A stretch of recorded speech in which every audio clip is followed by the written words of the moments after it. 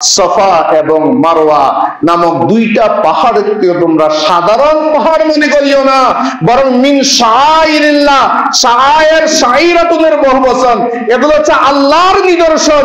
অর্থাৎ এই সাফা এবং মারওয়ার মধ্যে যখন তোমরা তাওয়াফ করবে, এটা আল্লাহর ইবাদত হয়ে যাবে।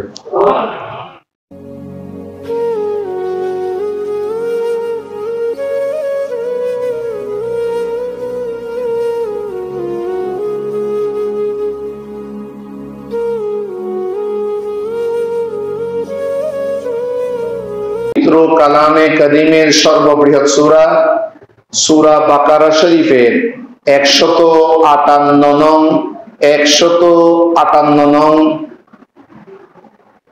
আয়াতখানা আমি আপনাদের সামনে তেলাওয়াত করেছি। এই আয়াতে কারিমায় হজের এবং উমরার একটি বিশেষ বিধান রয়েছে। সেই বিধানের উপরে আলোকপাত করে আমার বক্তব্যের ইতি টানবো ইনশাআল্লাহ। আল্লাহ তাআলা কোরআনে কারীমের ইরশাদ করেন, ইন্নাস সাফা ওয়াল মারওয়াতা মিন শাআইরিল্লাহ, নিশ্চয়ই সফা এবং মারওয়া আল্লাহর নিদর্শনের অন্তর্গত। যেই ব্যক্তি ফামান হাজ্জাল বাইতা আও ইয়াতামারা ফালা জুনাহা আলাইহি আন ইয়াতাওয়াফা বিহিমা, যেই ব্যক্তি এই বাইতুল্লাহ শরীফের হজ কিংবা উমরা আদায় করবে, সেই ব্যক্তির জন্য এই সফা এবং মারওয়ার মধ্যে তাওয়াফ করাতে কোনো গুনাহ নেই। ওয়ামান তাতাওয়া খায়রান, যে ব্যক্তি স্বেচ্ছায় কল্যাণ করবে, ফাইন্নাল্লাহা শাকিরুন আলিম, তবে নিশ্চয়ই মহান আল্লাহ রাব্বুল আলামিন পুরস্কার দাতা এবং আল্লাহ রাব্বুল আলামিন সর্বজ্ঞ। এই হলো কোরআনে কারীমের আয়াতের সরল অনুবাদ। এখানে দুটি শব্দ বলা হয়েছে, একটা হলো সফা আর একটা হলো মারওয়া। সফা এবং মারওয়া মূলত হলো দুইটি পাথরের নাম। একটা মরমর পাথর, শুভ্র সাদা পাথর। মক্কাতুল মুকাররমার পাশে দুইটি পাহাড় আছে, যেটাকে আরবিতে জবল বলে, জাবালান। পরবর্তীতে ওই পাথরের নাম হয়ে যায় দুইটা জবলের নাম। একটা হলো সফা পাহাড় আর একটা হলো মারওয়া পাহাড়। যেই দুইটা পাহাড় বর্তমানে আগের অবস্থায় বিদ্যমান নেই। হজের একটি ওয়াজিব সেখানে আদায় করতে হয়, লক্ষ লক্ষ মানুষ একসাথে সেখানে হুজুম হয়, মানুষ সেখানে মারা পড়তে লাগলো। তখন সৌদি গভর্নমেন্ট সেই দুইটা পাহাড়কে সমান করে কেটে ফেললো। কেটে তার কিছু অংশ, যে মাটি আছে সফার মাটিগুলো সফার বিভিন্ন স্তরের মধ্যে দিল। এটা বর্তমানে সেটা এখন 4 তালা এসি সিস্টেম করা হয়েছে। আগে এসিও ছিল না, 4 তালাও ছিল না, পাহাড় ছিল। ওই পাহাড় কেটে 4 তালার মধ্যে কিছু কিছু পাহাড় গ্লাস ঘেরাও দিয়ে রাখা হয়েছে এবং ওই মাটিগুলোর উপরে মোম ঢালাই করে দেওয়া হয়েছে, যাতে কোনো মানুষ সেখানে মাটিগুলো আনতে না পারে। একই অবস্থা মারওয়াতেও। মারওয়ার মধ্যে বসার সুযোগ আছে, কিন্তু সেখানের মধ্যে মোম ঢালাই করে দেওয়া হয়েছে। আপনি একতলাতে সাই করলে এটা আপনাকে মনে হবে যে আপনি নিচে সাই করছেন, 4 তলাতে করলেও একই রকম লাগবে। সেইভাবে হজের সিস্টেমে ওই সিস্টেমটা এখন করা হয়েছে। এখন কোরআনে কারীমে যে দুইটা পাহাড়ের কথা বর্ণনা করা হয়েছে, হুবহু সেই পাহাড় আপনি খুঁজলে পাবেন না, সেটা এখন কেটে ফেলা হয়েছে। একটা হলো সফা আর একটার নাম হলো মারওয়া। সফাকে সফা কেন বলা হয়, মারওয়াকে মারওয়া কেন বলা হয়? সফা এবং মারওয়ার ইতিহাস আছে এবং আল্লাহ রাব্বুল আলামিন এই দুইটি পাহাড়কে স্পেশালি কোরআনে কারীমের মধ্যে কেন বর্ণনা করেছে। সফা নামটা এসেছে সফিউল্লাহ থেকে। হযরতে আদম সফিউল্লাহ, আদম আলাইহিস সালামের লকব হচ্ছে সফিউল্লাহ, যাকে আল্লাহ মনোনীত করেছেন। আর মারওয়া শব্দটা এসেছে মারআতুন, আরবিতে মারআতুন মানে বিবি, স্ত্রী। আদম আলাইহিস সালামের স্ত্রী ছিলেন মা হাওয়া আলাইহাস সালাম। সফাকে সফা এই জন্য বলা হয় যেহেতু সফার মধ্যে রিয়াজত করেছেন হযরতে আদম সফিউল্লাহ, আর মারওয়াকে মারওয়া এই জন্য বলা হয় যেহেতু মারওয়াতে ওনারও স্ত্রী হযরতে মা হাওয়া আলাইহাস সালাম আল্লাহর রিয়াজত বন্দেতে সেখানে মশগুল ছিলেন। সুবহানাল্লাহ বিহামদিহি। সেই কারণে একটা পাহাড়কে সফিউল্লাহ থেকে সফা আর একটা মারআতুন শব্দ থেকে মারওয়া বলা হয়। একটা নাম সফা আর একটা হলো মারওয়া। এই দুটি যেহেতু আদম সফিউল্লাহ এবং মা হাওয়া ইবাদতের স্থান ছিল, আগে থেকেই প্রাচীন থেকে সম্মানিত সেই দুইটা পাহাড় হিসাবে পরিচিত ছিল এবং হজের বিধানের মধ্যে এই দুইটা পাহাড়ের মধ্যে তারা বরকত গ্রহণ করতেন। দৌড়াদৌড়ি এভাবে ছিল, পরে এটা হয়েছে পরে। পরবর্তীতে আইয়ামে জাহেলিয়াতের মধ্যে এরা খানায়ে কাবার তাওয়াফ করত উলঙ্গ অবস্থায়। এদের কথা হলো আমরা যেইভাবে আল্লাহর কাছ থেকে এসেছি ঠিক সেইভাবে খানায়ে কাবা তাওয়াফ করতো। তা গায়ে একটা সুতো নেই। আইয়ামে জাহিলিয়ার মধ্যে তারা বলতেছে আমাদের গুনাহ একবারে মাফ হয়ে যাবে। এই উলঙ্গ অবস্থায় তাওয়াফ করার সময় একটা ব্যক্তির নাম ছিল ঈসা, আরেকজনের নাম ছিল নাইলা। তারা মাতাফের মধ্যে খারাপ উদ্দেশ্যে একজন আরেকজন দিকে হাত বাড়ায়, আল্লাহর গজব পতিত হলো, তারা ওই অবস্থায় পাথরে পরিণত হয়ে যায়। বলুন না নাউজুবিল্লাহ। এখন মানুষকে সতর্ক করার জন্য তাদের দুইজনের যে এখন পাথর একটা সফার মধ্যে দেওয়া হলো, পুরুষেরটা ইসাফেরটা, আর নাইলারটা দেওয়া হলো ওই মারওয়া পাহাড়ের, যাতে মানুষ তাওয়াফ করার সময় তাদের দিকে তাকালে তাদের শাস্তির কথা মনে পড়বে, আল্লাহর ভয় তাদের মধ্যে কাজ করবে, ভবিষ্যতে কেউ যেন খারাপ দৃষ্টিতে একজন আরেকজনকে না তাকায়। কিন্তু যোগ যায়, সময় যায়, যেতে যেতে যেটা দিয়েছে মানুষের সতর্কতার জন্য, মানুষে পরবর্তীতে মনে করলো এরা নিশ্চয়ই কোনো বুজুর্গ মানুষ হবে, এই দুটার পূজা শুরু করে দিল। এক পূজা করতো সফা পাহাড়ে গিয়ে, সেখানে তারা সফাতে গিয়ে ঈসাবের মূর্তি ধরতো, তাকে স্পর্শ করত। আমাদের দেশে যেমন অনেকগুলো পাহাড়ের উপরে অনেক মূর্তি আছে, সেখানে যায় স্পর্শ করে তারা সেখান থেকে আশীর্বাদ গ্রহণ করতে চায়। ওরকম আইয়ামে জাহেলিয়া যুগের মধ্যে ওই দুই শাস্তিপ্রাপ্ত ব্যক্তিকে তারা বুজুর্গ মনে করে তাদের পূজা শুরু করে দিল। ইসলামের আগমন হলো। ইসলামের যখন আগমন হলো তখন দুনো মূর্তি ভেঙে ফেলা হলো, মূর্তি দুটোটা ভেঙে ফেলা হলো। এখন সাহাবায়ে কেরাম সেখানের মধ্যে তাওয়াফ করবে কিনা, সাই করবে কিনা। এই সাই শব্দের অর্থ হচ্ছে দৌড়াদৌড়ি করা। এই দৌড়াদৌড়িটা এসেছে মা হাজারা আলাইহাস সালাম থেকে, যেটা আপনারা সকলে জানেন। দুইটা পাহাড়, দুই পাশে মাঝখানে যে সমতল ভূমি থাকে তাকে কি বলা হয়? আমাদের বাংলা ভাষায় ছিল আপনার উপত্যকা। মাঝখানে উঁচু জায়গা, কিন্তু দুই পাহাড়। এই পাহাড় দুটোটা ছিল পাহাড়। আমরা পাহাড় যেখানে বলি, যারা হজ করেছেন তারা দেখেছেন সৌদি আরবে পাহাড় মাটি বলতে কিছু নাই, সব পাথর, সব পাথর। সেখানে হযরতে ইব্রাহিম খলিলুল্লাহ নিজের দুধের বাচ্চা ইসমাইল জবিউল্লাহকে মা হাজারার কাছে রেখে এসেছেন একেবারে করুণ অবস্থায়, যেখানে একটা বৃক্ষ পর্যন্ত নাই। কোরআনে কারীমের মধ্যে যেটাকে বলা হয়েছে রব্বি ইন্নী আসকানতু মিন যুররিয়াতি বিওয়াদিন গায়রি জি জারইন ইনদা বাইতিকাল হারাম। আল্লাহ, আমি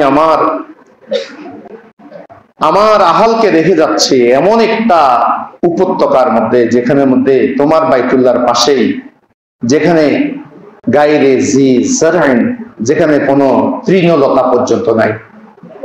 এই প্রচন্ড রোদের মধ্যে যেই মশক পানি দিয়ে গেছেন, পানি শেষ, ইসমাইল পানি পাচ্ছে না, চিৎকার করছে। তখন মা হাজারা আলাইহিস সালাম ইসমাইল আলাইহিস সালামকে খানায়ে কাবার সামনে রাখলেন। তখন তো বালু, উত্তপ্ত বালু, সেই বালুর মধ্যে রাখলেন। কোথায় এটা? মকামে ইব্রাহিমের পাশে, মকামে ইব্রাহিমের পাশে রাখলেন। আর পাহাড়ের মধ্যে কোনো পানি পাওয়া যায় কিনা মা জননী ইসমাইল জবিউল্লাহ কলিজার টুকরা ছেলেটাকে রাখলেন।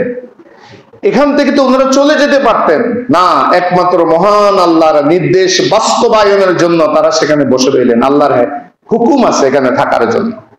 সেই জন্য মা এই ছোট্ট বাচ্চাটাকে সেখান থেকে সরে যান নেই, পানির সন্ধানের মধ্যে বের হলেন।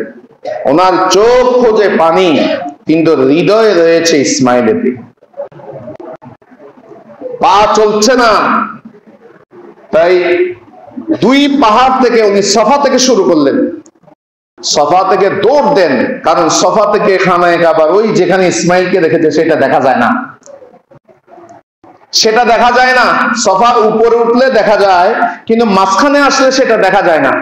এখনো পর্যন্ত সহি করার হাজি সাহেব প্রমাণ রাখবেন, সহি করার নিয়ম আছে।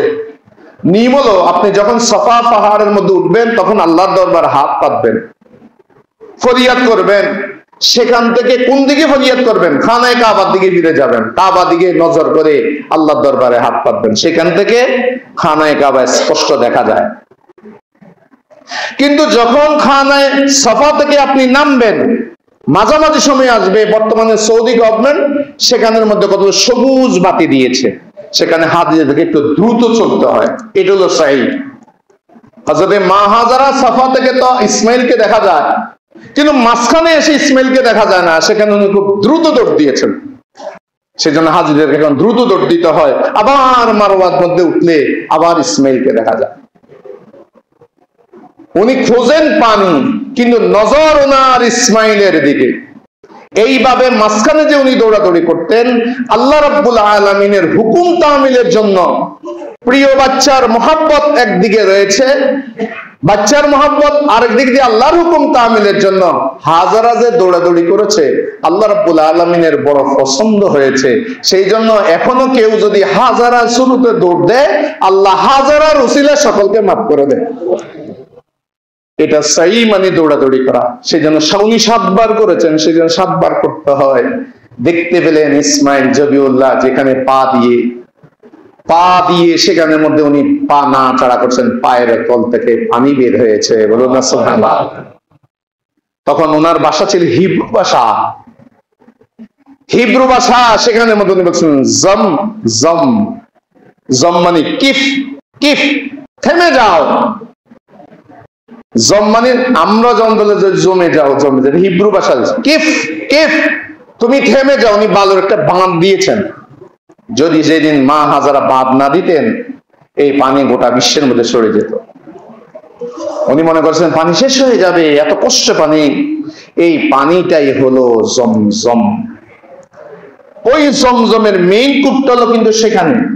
আগে যারা হজ করতেন, আমাদের দাদার আগে, তারা কিন্তু ওই অরিজিনাল জমজমের পানি থেকে, কূপ থেকে পানি খেয়েছেন, কূপ থেকে পানি খেয়েছেন। এইটা বেশি দিন আগের কথা না, কিন্তু এখন সেটার উপরে একবারে লেভেল করে দেওয়া হয়েছে। সেখান থেকে 5 টেনে এটা বাহিরে দেওয়া হয়েছে, কারণ ওইখানে পানির ব্যবস্থা যদি হয় মানুষের মাতাফের মধ্যে অনেক সমস্যার সৃষ্টি হবে। সেই কারণে সেখানে 5 দিকে বাইরে নেওয়া হয়। আসল জমজম কিন্তু মাকামে ইব্রাহিমের পাশে খানায়ে কাবার দরজার বরাবর, ওইখানে হচ্ছে ওই জমজম।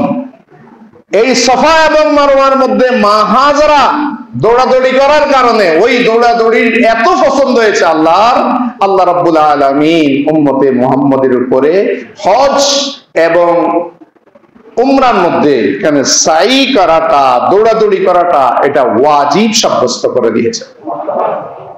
কেউ যদি সাই না করে তাহলে তাকে কুরবানি অবশ্যই দম দিতে হবে, একটা পশু দম দিতে হবে, জরিমানা দিতে হবে। সেই জন্য সাই করাটা সেখানে ওয়াজিব। এখন প্রশ্ন হলো, সাহাবায়ে কেরাম যখন ইসাদ এবং নাইলার 2টা মূর্তি ছিল, সাহাবায়ে কেরামের মধ্যে একটা সন্দেহ সৃষ্টি হলো, এখানে তাদের মূর্তি পূজা হতো। এই পূজার স্থলে আমরা ইবাদত কিভাবে করি? তারা তো এখানে আগে পূজা করত, একটা কথা মনে রাখবেন, ইসলামের আসলিয়ত মাঝখানে কোনো খারাপের কারণে ওটা নষ্ট হয়ে যায় না। বুঝলাম না কথা? মূল যে জিনিসটা সেটা ঠিকই থাকে, সেখানে কোনো কিছু মাঝখানে যদি কোনো নাপাকি এসে যায়, সেটার কারণে মূলত্বের মধ্যে কোনো প্রকারের প্রভাব পড়বে না। যেটা মাঝখানে এসে গিয়েছে সেটাকে অপসারিত করতে হয়। যেমন আমাদের এই মসজিদ, এখানে আসেন আপনারা ইবাদত করার জন্য। এখন মসজিদের মধ্যে তো জুতা চুরিও হয়। এখন জুতা চুরির কারণে মসজিদের ইবাদতের কোনো সমস্যা হবে কি না? দুই, মাজারের মধ্যে মনে রাখবেন, মাজার শব্দটার অর্থ হচ্ছে জিয়ারতের স্থান। মানুষ যখন মারা যায় তখন তাকে যেটা দেওয়া হয় ওটাকে বলে কবর। কবর কখন মাজার হয়? যখন ওই কবরের মধ্যে মানুষে বারবার জিয়ারত করতে আসে, এটা যখন জিয়ারতের জায়গা হয়ে যায়। মাজার শব্দটি আরবি, মাজার মানে মকানু জিয়ারা, যেখানে জিয়ারত করা হয় ওইটাকে বলে মাজার। মাজার আরবি শব্দ, ইসমে জরফে সিগা, জিয়ারতের স্থান। তা আগে ছিল কবর, শাহে আমানতের আগে ছিল সেটা কবর। মানুষ সেখানে বারবার জিয়ারত করার কারণে এটার নাম হয়ে গেল মাজার। মাজার হয় জিয়ারতের কারণে। এখন আমরা আল্লাহর ওলির দরবারের মধ্যে শাহে জালাল ইয়ামানি হযরতে শাহ ফরান রহমতুল্লাহ আলাইহি, হযরতে গৌসুল আজম মাহমুদুল্লাহ মেজবান্ডারি রহমতুল্লাহ আলাইহি, হযরতে শাহে আমানত রহমতুল্লাহ আলাইহি, এখানের মধ্যে আমরা জিয়ারত করতে যাই। তো এখন ওই জিয়ারতের ক্ষেত্রে অনেককে দেখা যায় সিজদা করছে, তাজিমি সিজদা। অনেককে দেখা যায় সেখানে গাঁজা টানতেছে, অনেককে দেখা যায় সেখানে নারী পুরুষ একসাথে নাচানাচি করছে।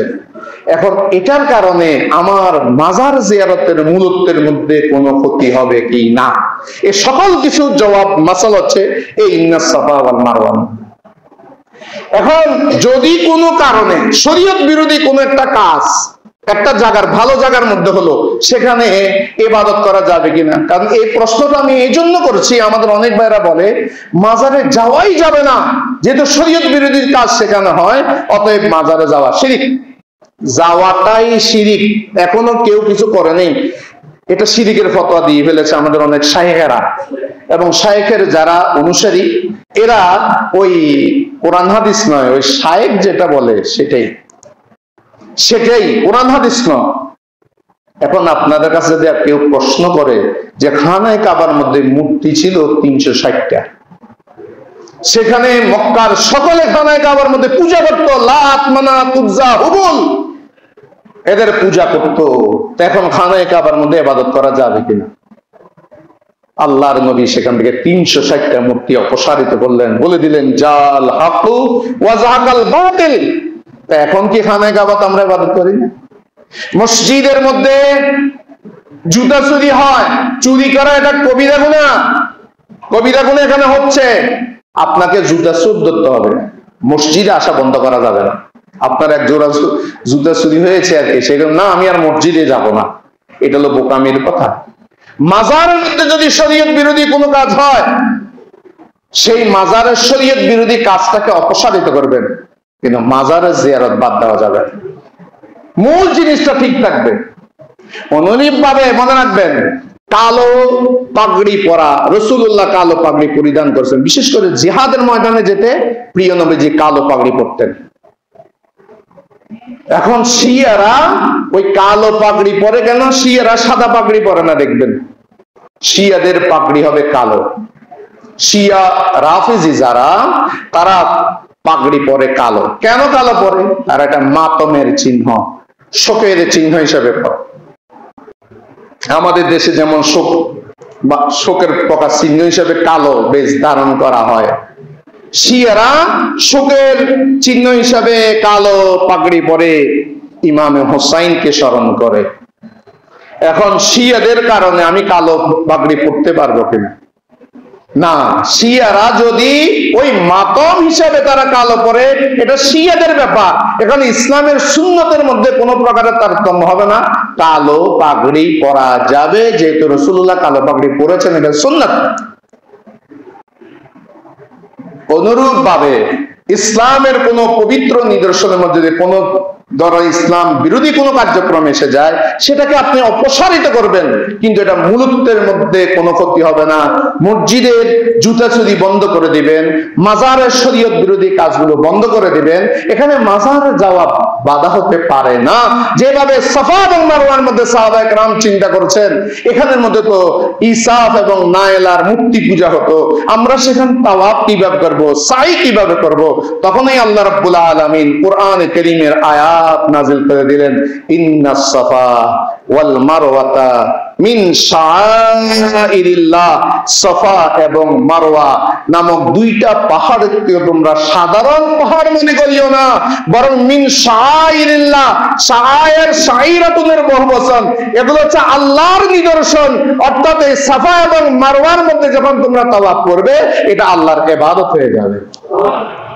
সেই জন্য যে সমস্ত জিনিস আছে যেগুলো আল্লাহর ইবাদতের সাথে সম্পৃক্ত, সেগুলো শাআইরুল্লাহ, আল্লাহর চিহ্ন বনে যায়, আল্লাহর চিহ্ন বনে যায়। যেমন আমি এই পাগড়ির কাপড়টা পরিধান করলাম, এটা আগে সাদা কাপড় ছিল, এটা আগে সাদা কাপড় ছিল, আমি চাইলে একটা সাদা কাপড় বিছিয়ে সেখানে বসতে পারবো, কিন্তু পাগড়ির কাপড় বিছিয়ে বসতে পারবে?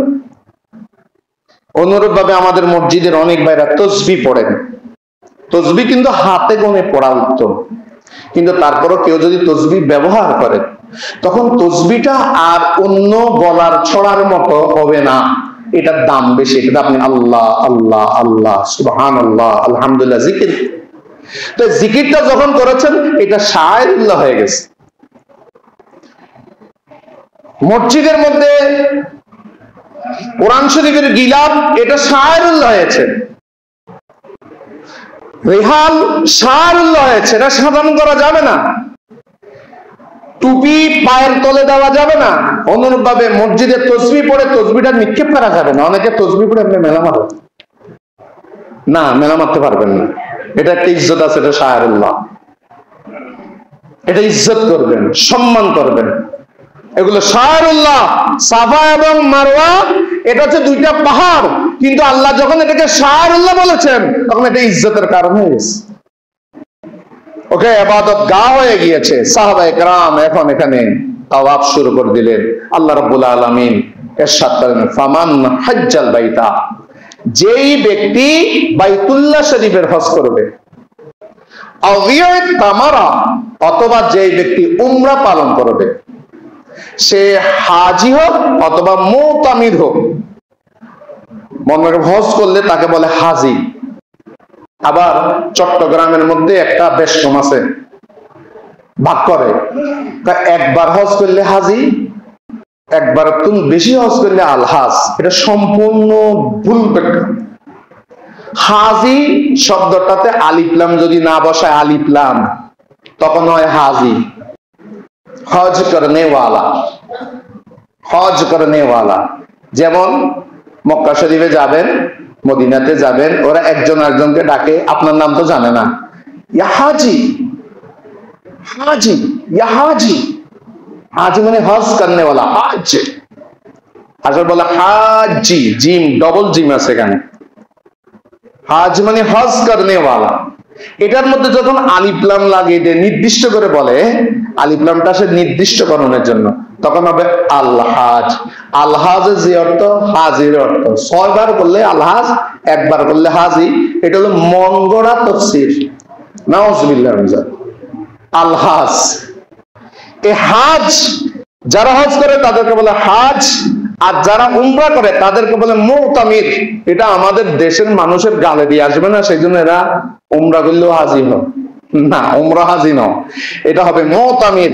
হজ করুক, হাজি হোক, মুতামির হোক, তার জন্য এই ফালা জুনাহা আলাইহি আন ইয়াতাওয়াফা বিহিমা, এই দুইটাতে তাওয়াফ করা। তাওয়াফ মানে প্রদক্ষিণ করা, সাই করার মধ্যে কোন প্রকারের তার মধ্যে গুনাহ হবে না। এরপরে আল্লাহ তাআলা বলেন, ওয়ামান তাতাওয়া, যেই ব্যক্তি স্বেচ্ছায়, তাতাওয়া, তাতাও শব্দটা হচ্ছে আল্লাহ আপনার উপরে ফরজ করেনি, আপনি করেছেন। আমাদের অনেক ভাইরা বলে এটা করার আগে দেখতে হবে রাসূলুল্লাহ করছেন কিভাবে। না, রাসূলুল্লাহ কতগুলো জিনিস অনুমোদন দিয়ে দিয়েছেন। যেমন আপনি নফল নামাজ পড়েন, যেই নফল নামাজের ক্ষেত্রে কোনো বাধা নাই, ওই নফল নামাজ যত পড়বেন অত সওয়াব, ওখানে নির্দিষ্ট করার কোনো কারণ নেই। যেমন আপনি আজকে জুমার নামাজ পড়তে ঢুকেছেন 11:30টায়, 11:30 বাজে জুমার নামাজ পড়তে ঢুকেছেন, তা আপনার প্রথম কাজ কি? ওযু করেছেন, ওযুর পানি, একটা কথা মনে রাখবেন, ওযুর পানি এখনো শুকায়নি। ওযুর পানি আমরা দুই রকম মুছতে পারি, একটা হলো আমি এই হাত দিয়ে ঝেড়ে ফেললাম, আর একটা হলো গামছা অথবা টিস্যু দিয়ে মুছলাম। কিন্তু রাসূলুল্লাহ গামছা টিস্যু দিয়ে মুছেন নেই, রাসূলুল্লাহ হাত দিয়ে ঝেড়েছেন। ওটার যেই আর্দ্রতা সেটা হাতের মধ্যে রাখতেন, এটা হলো মুস্তাহাব। সেই জন্য ওযুর পানি মোছা, না মোছাটা উত্তম, মোছা জায়েজ কিন্তু না মোছাটা উত্তম, এটা মাঝে মনে রাখবেন। ওটা এই ভিজা অবস্থায় থাকতে থাকতে 2 রাকাত নামাজ পড়ে, ওটার নাম হলো তাহিয়াতুল ওযু। এটা আপনি আপনার ঘরেও করতে পারেন, মসজিদেও করতে পারেন, কিন্তু ঘরে করাটা হলো উত্তম। কারণ আপনি তাহিয়াতুল ওযু ঘরে করেছেন, জুমার নামাজ অথবা যে কোনো নামাজ পড়তে আপনি মসজিদের দিকে আসছেন, আপনার কদমে কদমে গুনাহ মাফ হয়ে যাবে, কদমে কদমে গুনাহ মাফ হয়। সেই জন্য সালাক ব্যক্তিরা ওযু করে নিজের ঘরে, আর যারা অতিরিক্ত সালাক তারা মসজিদে আসে আড্ডা মারে ওযুর নামে। মসজিদের ওযুখানা, মসজিদের টয়লেট, বাথরুম এগুলো সব মুসাফিরের জন্য, এগুলো স্থায়ী মানুষের মুকিমের জন্য নয়। এটা হলো একজন মানুষ অফিস হলো তার আগ্রাবাদে, বাসা সিডিএতে, ওনাদের জন্য, এটা ওনাদের জন্য। আর আমরা তো এটা লাজম করে ফেলি, নিজের ঘরে ব্যবহার করেন, এখানে করেন, খরচ ওইখানে যাক না, ওই নিয়তে করবেন না। আপনি নিয়ত করবেন যে আমি ঘর থেকে যখন আসব আমার কদমে কদমে গুনাহ মাফ হয়ে যাবে। 2 রাকাত তাহিয়াতুল মসজিদ পড়ে মসজিদে আসছেন, এরপরে মসজিদের একটা অভিবাদন আছে, সেটা হলো তাহিয়াতুল মসজিদ, অথবা এটাকে বলা হয় দাখুলুল মসজিদ, অথবা এটাকে বলা হয় দুখুলুল মসজিদ, যেটাই বলুন না 2 রাকাত বসার আগেই পড়ে ফেলবেন। কিন্তু এটা পড়ার আগে আপনাকে চিন্তা করতে হবে বাধা আছে কিনা, মানা আছে কিনা। যদি মানা না থাকে তখন পড়বেন, মানা থাকলে কিন্তু পড়তে পারবেন না, তখন মাকরুহ হবে। যেমন মাগরিবের নামাজের আজান হয়েছে, আপনি মসজিদে প্রবেশ করবেন, 2 টাকা পড়তে পারবেন না, তখন বসে যাবেন। আমাদের অনেক ভাই আছে একামতের জন্য দাঁড়িয়ে থাকে, একামতের জন্য হাইয়া আলাল ফালার আগে দাঁড়িয়ে থাকা মাকরুহ। রাসূল সাল্লাল্লাহু আলাইহি ওয়াসাল্লাম দাঁড়াতে নিষেধ করেছে, লা তাকুমু হাত্তা তারাউনি, আমি নবীকে যতক্ষণ দেখবে না ততক্ষণ তোমরা দাঁড়াবে না। তো রাসূলুল্লাহ একামতের সময় কখন দাঁড়াতেন? যারা মসজিদে নববীতে নামাজ পড়ছেন তারা দেখেছেন মসজিদের মেহরাব থেকে রাসূলুল্লাহ সাল্লাল্লাহু আলাইহি ওয়াসাল্লাম বর্তমানে রওজা শরীফ যেখানে মা আয়েশার ঘর, সেখানে হুজরায়ে পাক থাকতেন। হযরতে বেলাল গিয়ে অনুমতি নিয়ে, ইয়া রাসূলুল্লাহ একামত দিব কিনা, একামত দাও। সাহাবায়ে কেরাম বসে থাকতেন, হযরতে বেলাল রাদিয়াল্লাহু তাআলা উনি একামত দিতেন, কেউ দাঁড়াচ্ছে না। রাসূলুল্লাহ হুজরায়ে পাক থেকে যখন পর্দা সরিয়ে বের হতেন তখন সাহাবায়ে কেরাম দাঁড়িয়ে যেতেন। সুবহানাল্লাহ। রাসূলের জন্য দাঁড়ানো যে সুন্নত, এটা সাহাবায়ে কেরামের সুন্নত, এটা একামতের মধ্যে আমরা দাঁড়াই রাসূলের তাআজিমে। সেজন্য আল্লাহর নবী আগে থেকে দাঁড়াতে নিষেধ করেছেন। তো রাসূল কখন বের হতেন? রাসূল বের হতেন যখন হাইয়া আলাস সালাহ হাইয়া আলাল ফালাহ, তখন দাঁড়ান। সেই জন্য একামতের মধ্যে দাঁড়াতে হয় হাইয়া আলাস সালাহ হাইয়া আলাল ফালাহ বলে, এর আগে দাঁড়ানো মাকরুহ। এখন আপনি তাহিয়াতুল মসজিদ পড়বেন, সেখানের মধ্যে ফজরের নামাজের মধ্যে তাহিয়াতুল মসজিদ পড়তে পারবেন না, কারণ ফজর নামাজের মধ্যে 2 রাকাত, ফজরের 2 রাকাত সুন্নত ছাড়ার নামাজ নাই। আমাদের অনেকে এগুলো বুঝে না, মারে দেয়। কেউ আবার আসর নামাজের পরে সিজদা একটা দিয়ে পড়ে থাকে, মাকরুহ। আসর নামাজের পর নফল পড়া যাবে না, আসর পড়ে ফেলেছেন। আবার মসজিদের মধ্যে ইমাম সাহেব মিম্বরে উঠে গিয়েছেন, মিম্বরে উঠেছেন, সেই অবস্থায় তাহিয়াতুল মসজিদ পড়া মাকরুহ মাকরুহ মাকরুহ। অনেকে বলেন একজন সাহাবী এসেছে, আল্লাহর নবী হোজা ছিলেন, বুখারী শরীফ আছে, দুটোটাই তো আছে, বুখারী জবাবও তো আছে। ওটা রাসূলুল্লাহ সাল্লাল্লাহু আলাইহি ওয়াসাল্লাম তাকে পড়ার জন্য ইজাজত দিয়েছেন এবং খুতবা রাসূলুল্লাহ বন্ধ করে দিয়েছেন, তুমি পড়ো। তারপর ওনার পড়া শেষ হলো, তারপর রাসূলুল্লাহ সাল্লাল্লাহু আলাইহি ওয়াসাল্লাম খুতবা আবার শুরু করেছেন। ইমাম সাহেব যখন মিম্বরে উঠে যাবে তখন ফালা সালাতা ওয়ালা কালামা, কথাবার্তা বলতে পারবেন না, আবার নামাজও নাই। যেখানে নামাজ নাই সেখানে দোয়াও নাই। সেই জন্য আমি এখানে আজান দেয় না, আজান দেওয়ার পর আমাকে দোয়া করতে দেখেছেন কোনোদিন? আমাদের অনেকে দোয়া করে না, এটা জায়েজ নাই। ইমাম যখন উঠে যাবে দোয়াও নাই। কেউ যদি মনে মনে আজানের উত্তর মনে মনে দিতে পারবেন, কিন্তু সশব্দে আজানের উত্তরও দেওয়া যাবে না। আজানের একটা উত্তর নেই। এই তাতাউর ক্ষেত্রে যত নফল আছে, যদি শরীয়তের বাধা না থাকে, বাধা ছাড়া যত ভালো কাজ আছে, এখন আমার জুমার নামাজ হয়ে গেল, এখন আমি 2 রাকাত নয়, আমি 100 রাকাত নফল করবো। ওমান তাতাওয়া, যে ব্যক্তি স্বেচ্ছায় করবে, শরীয়ত তার উপর নির্ধারণ করেনি, স্বেচ্ছায় যদি কোনো ভালো কাজ করে, তাতাওয়া খায়রান, সেটা নামাজ হোক, সেটা কোরআন শরীফের তেলাওয়াত হোক, সেটা খতমে কোরআন হোক, খতমে গৌসিয়া হোক, সেটা তাসবিহ হোক, সেটা তাহলিল হোক, সেটা দান সদকা হোক, সেটা মানুষের সাথে সুন্দর আচরণ হোক, সামাজিক কাজ হোক, যে কাজ ভালোভাবে স্বেচ্ছায় যে করবে, তো এটা বিফলে যাবে না। আল্লাহ আপনার উপরে সেটা অবধারিত করেনি, কিন্তু আপনি স্বেচ্ছায় ভালো কাজ করেছেন। ওয়ামান তাতাওয়া খায়রান ফাইন্নাল্লাহা শাকিরুন, নিশ্চয়ই আল্লাহ ওই ভালো কাজের পুরস্কার দাতা। পুরস্কার কে দিবেন? আল্লাহ আলিম, এবং আল্লাহ জানেন কি উদ্দেশ্যে সে করছে, তার অন্তরের খবর এ জানেন আল্লাহ রাব্বুল আলামিন জানেন। ওয়ামান তাতাওয়া খায়রান ফাইন্নাল্লাহা শাকিরুন আলিম। অতএব ওই তাওয়াফের মধ্যে, সাইয়ের মধ্যে মাঝখানে কোনো দোয়া পড়া, এটা শরীয়তে ওয়াজিব করেনি, ফরজও করেনি। কিন্তু দেখবেন হাজী সাহেবরা সাফা থেকে মারওয়ার দিকে যাচ্ছে, দোয়া করতেছে, এগুলো হচ্ছে তাতাওয়া। যত দোয়া করবেন সব দোয়া কবুল, আর এখানে গুনাহ মাফ হয়ে যাচ্ছে। তো সেই জন্য হাজী সাহেবরা কথাবার্তা বলে না, সেখানে দোয়া করে। অনেকে কথাবার্তা বলে, সেলফি তোলে, এটা গুনার কাজ, এটা গুনাহ হবে। সেখানে সেলফি তোলা, আমি এখন প্রথম সাই শেষ করলাম, দ্বিতীয় সাইয়ের প্রস্তুতি চলছে। সকিনা খাতুন, আপনার জন্য দোয়া করা হয়েছে। হুজুর যাওয়ার সময় বিভিন্ন দোয়ার টাকা নিচে পকেটে, তো সেলফি দিতে যাচ্ছে। হ্যাঁ, সকিনা বেগম আপনার জন্য এখন দোয়া চলতেছে, 500 টাকা 100 টাকার দোয়া চলতেছে। জায়েজ নাই। হ্যাঁ, আপনি সেখানে যে মুসলমান ভাইদের জন্য, বোনদের জন্য হাদিয়া দেখ বা না দেখ, আপনার দোয়া করেন। দোয়ার কোনো হাদিয়ার বিনিময় হয় না, দোয়া করা হয় আল্লাহর কাছে, দোয়া করা হয় আল্লাহর কাছে। আল্লাহ সাহাবায়ে কেরাম আসেন নবী করি আর রাসূল আমাদের জন্য একটু দোয়া করুন, সাহাবায়ে কেরাম নবীর কাছে বলতেন, তো নবী দোয়া করতেন। সেই কারণে উলামায়ে কেরামের কাছে আপনারা দোয়ার জন্য চান। এখানে অনেকে এটাকে 500 টাকার হাদিয়া, 100 টাকার হাদিয়া, যার মন যেমন আর, যার মন যেমন, যার বক্তব্য যেমন, এমন ওনারা বক্তব্য পেশ করেন। কিন্তু মনে রাখবেন, দোয়া করবে আপনাদের প্রতিনিধি ইমাম সাহেবের পরে আল্লাহর কাছে। ধনী হোক গরিব হোক, আল্লাহ সবার অন্তরের কথা জানেন, আলিম, আল্লাহ জানেন, আল্লাহ জানেন এটার উদ্দেশ্য কি, সবকিছু আল্লাহ তাআলা জানেন। আর আপনি যত তাতাও করবেন, যত ভালো কাজ করবেন, সবগুলোর পুরস্কার মহান আল্লাহ তাআলা দান করবে। বলুন সুবহানাল্লাহ। আল্লাহ রাব্বুল আলামিন আমাদের সকলকে শায়রুল্লাহ, আল্লাহর নিদর্শনগুলোকে ইজ্জত করার তৌফিক দান করুন। আমাদের অনেক ভাইরা এখন টুপি পরে না, শায়েখ বলছে টুপি না পরলে কোনো সমস্যা নাই।